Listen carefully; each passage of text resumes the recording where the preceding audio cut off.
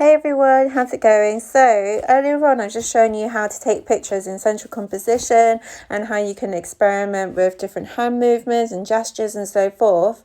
But that was just a quick demo, so I do hope you guys have taken more experimentation with different hands, with more spreaded out fingers or grabbing the face and all of those kind of stuff.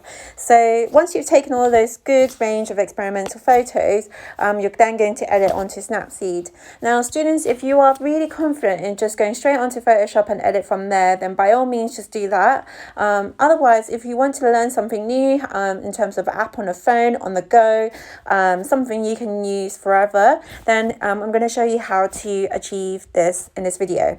So you need to download the app Snapseed, which is quite straightforward to do. Once you've got that, you're then going to open this, okay? And on the front here, it says tap anywhere to open a photo.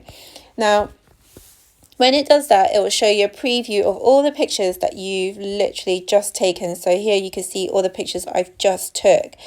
And I'm going to choose a photo, a base photo of his eyes looking straight directly at the camera. So that's my base photo. Okay, and it's in good central composition. You can see the distance around the edges is quite fairly balanced. And then after that, I'm going to show you how to create a double exposure look. So what we're trying to achieve here, I'm just going to quickly show you, is something like this. Okay, I'm trying to achieve a similar look to this kind of what this artist has shown here. So that's what we're going to do. Okay, right, so I've got my base photo in there. Okay, and on the bottom you can see tools, looks, tools, and export. Okay, so with looks it's got different sort of filters, but we're not going to be using that today. The main thing you're going to be using is tools. Okay, when you open tools, you got a selection of different kind of tools you could use to adjust your photos. So I'm going to quickly take you onto a double exposure button, which is where you scroll down and it's on the left hand corner. So click on that button. And once you click on that button, you can see on the bottom row it's changed to these different icons. Okay, so the symbol with the plus and the image, it means to add an image. The sort of tent image symbol is different blending options. The one with the ink droplet is the how much opacity, how opaque you want your layer to be. The tick always means okay, and cross means undo, get out of this particular tool section that you've just worked on, and that basically won't save what you've just worked on. So always make sure if you want something to be saved, click on the tick button. Right, so the first thing you're going to do is add an image, and then you go to all photos, and I'm going to scroll across to see which picture is best for my double exposure. So I'm going to try and achieve the same look what I just shown you earlier in the example. So this photo here. Now then I'm going to click on the tent, which is the blending options, and here you've got all of these different options you can choose for your double expose kind of look. I quite like this one because it's got kind of like a strong contrast. And remember, we're going to change this to black and white kind of photograph, similar to the artist. So I do want to have a rather decent contrast. But generally, if the saturation was this strong and I want to keep color, I would definitely mute it down so it's less saturated. Okay, so overlay, that's my option of blending options, and it's simply just using your fingers and tapping and clicking areas that you want to choose.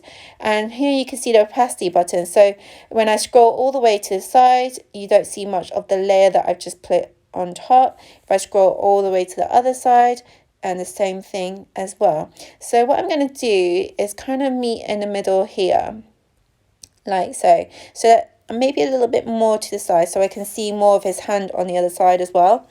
So I'm just going to leave it like this, and then I'm just going to adjust it slightly so that it's kind of in the right place, like so. And this is one of the reasons why it's important when you're taking a picture, you're doing it from the same angle, similar distance and so forth, so that when you're double exposing it doesn't look too distorted. So once that's done, I'm just going to bring the opacity a little bit down, like this. And can't always be too perfect, but we got to try, right? And then once you're happy with it, click on the tick button like so. So that's my double exposed picture. Really easy. Now, the next bit is adjusting your overall photograph, and I need to change it to black and white, okay? So first things first, black and white. Now, black and white, and there's NOR. So you can see on this row, you can see the black and white, and then on the next row, you can see NOR. Now, NOR is more like a sepia tone. You can get a warmer effect or a cooler tone effect. I'll just show you an example of it, because sometimes NOR can be recognized as a black and white kind of effect, but really it's just monochromatic kind of effect. And you can, whenever you see this sort of line kind of icon with lots of lines in this symbol at the bottom, is for adjusting your overall exposure. So I'm just going to come out that I clicked cross, and then I'm going to go into black and white. I just want to show you an example what it looks like. And then black and white is literally in black and white kind of photography. And what I'm going to do, I'm just going to quickly look at the artist's style of work just to see what kind of black and white. Is it soft? Is it quite contrast? And is it quite overly exposed or underexposed? And to me, this is quite overly exposed, but there's a strong contrast on the eyes. There's a definite focus on the eye area and the lips. And you can see the background sort of blurred out as well, and it's a sort of black background. Okay, so that's what we're going to try and achieve. So I'm going to choose the quite of a contrasting one. And remember when I said the icon with lots of lines, that's basically adjustments. So this window will pop up. So brightness, if I select that one, and if I move my thumb side to side, you can see at the top toggle bar, it starts to move and adjust the brightness of your photo. Now you can change and adjust as you go along. So I'm just going to do something like this. And then I'm going to scroll down quickly like this. So I move my finger down. I'll move my finger from down to top to up to create that selection like this. So down to up like this. And then I can select how much of a contrast I want. So it was 30. I was quite happy with that, to be honest. So I'll just move it up a little bit. And then scroll down to grain. Grain is like the noise level you want in your photo. I'm just going to see how much noise is in a photo. You can see some noise, so I'm just going to add that in. I don't want too much, but it's okay to add some texture to your overall photograph. And then once you're happy with that, you then click on a tick button. The circular button is to adjust the hues of reds, orange, yellow, greens and blues. That essentially means that if your photo is originally colour, you can bring out more of the red tones or the orange tones and so forth. But in this case, I'm quite happy with it. I don't feel like I need to do that, but I do think you guys should go ahead and experiment with it. If you don't like it, you just can always press the X button, go back, and then go back in again. If not, just press the tick button once you're happy with everything. Okay, so I've turned it from black and white. I've done a double exposure. The next thing I want to do is just adjust it slightly. So adjustment, you simply go on to tools, tune image, and you adjust it from there. So again, swipe down and you got all of these options to play with. So you can play with the brightness, the contrast, the saturation, not so much saturation now that is in black and white, the ambience, so the warmth and skin, the shadows and so forth. I'm just going to play with shadows a little bit more, see if I could bring in any more shadows, like so. I like to have a really good strong shadow in my photos in general. And here we go. And that should be totally cool. Right, and then I think that's quite good. Right, now, whenever you make a mistake, just quickly, because I haven't really made much of a mistake, but if you see on the top row, you can see the open, and you can see the arrow that faces backwards with layers underneath. You click on that one.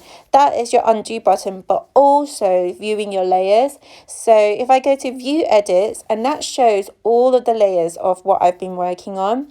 So for instance, if I want to go back to adjusting my images, a tune image, for instance, when I will click on that line symbol, and again it just takes me back where I was editing the shadows, and I can just go back in and do all of that stuff. If not, if I want to adjust the black and white, I could do that, and so forth.